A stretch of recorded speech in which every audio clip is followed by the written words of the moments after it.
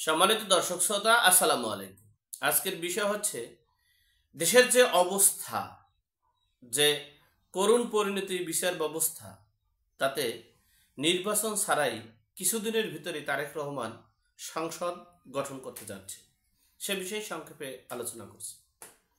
দেখেন, জুন জুলাইতে আমরা আন্দোলন করেছিলাম কোটা সংস্কার আন্দোলন। কোটা সংস্কার আন্দোলনে ধর্ম, বর্ণ, দল মত নির্বিশেষে সকলেই মতামতে ঐক্য হয়ে আন্দোলন করেছে। কিন্তু সেখানে এই যে দুঃচক্রকারী বা এই যে দেশের একটা করুণ অবস্থাকারী বা জঙ্গি উগ্রবাদী যে ঢুকে যাবে, সেটা যারা আন্দোলনে অংশগ্রহণ করেছে তারা বুঝতে পারেনি। তারপরেই এক দফায় এক দাবি, অর্থাৎ অবৈধ নির্বাচনের অবৈধ সরকারের পতন চাই।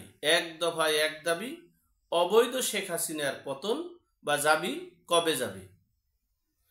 এক দফায় এক দাবি, অবৈধ শেখ হাসিনা কবে যাবে, সেই স্লোগানে আমরা আন্দোলন করেছি।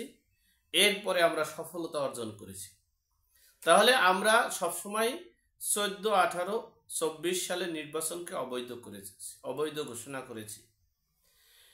এরপরে 5ই আগস্ট শেখ হাসিনা পালিয়ে যাওয়ার পরে, চলে যাওয়ার পরে 8ই আগস্ট আমাদের অন্তর্বর্তীকালীন সরকার গঠিত হয়। এরপরই এক অধ্যাদেশ জারির মাধ্যমে স্থানীয় সকল জনপ্রতিনিধিদেরকে অব্যাহতি দেওয়া হয়। এই অব্যাহতি দেওয়ার পরে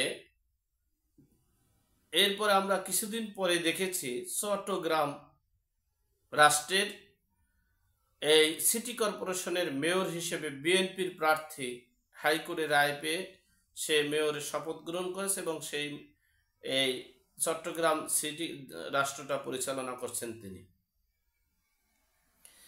এরপরে দেখেন 2020 সালে, অর্থাৎ আজকে থেকে আরো 5 বছর আগে, মেয়াদ শেষ, 2020 সালে নির্বাচনে দাঁড়িয়েছিলেন ইশরাক এই ঢাকা দক্ষিণ সিটি কর্পোরেশন মেয়র পদে, ও তাপস সাহেব দাঁড়িয়েছিলেন।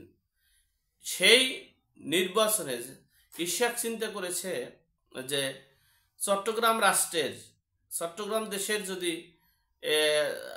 মানে মেয়র ফেরত পায় তাহলে আমি পাবো না কেন। সেও আপিল করেছে, আপিল করে আজকে গতকালকে রায় পেয়েছে। এখন তিনি ঢাকা দক্ষিণ সিটির মেয়র হয়েছেন।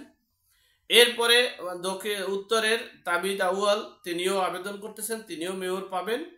এরপরে হচ্ছে 14 সালে যে বিএনপি নির্বাচনে অংশগ্রহণ করেছে সেই প্রার্থীদের সকল আবেদন করবে।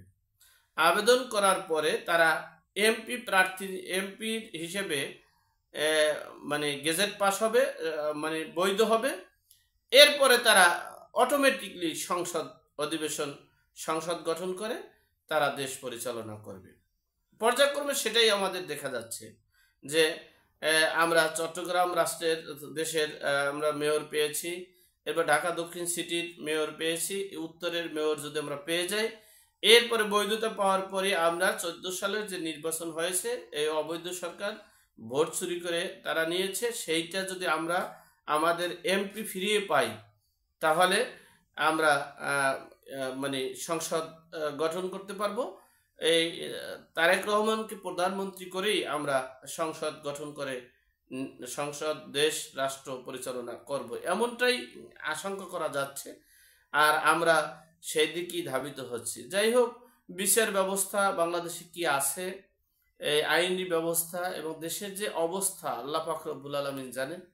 আল্লাহ হয়তোবা আমাদের বাঁচিয়ে রেখেছে বিধেই আমরা এগুলো দেখতে পেরেছি, আর না হলে এই ইতিহাসগুলো আমরা আর দেখতে পারতাম না। যাই হোক, আল্লাহ আমাদের অনেক কিছু দেখিয়েছে, অনেক কিছু শিখিয়েছে, অনেক কিছু বোঝার তৌফিক দিয়েছে। আল্লাহ আমাদের সকলের বিপদ আপদ বালা মুসিবত থেকে হেফাজত করুক, আমিন। আসসালামু আলাইকুম।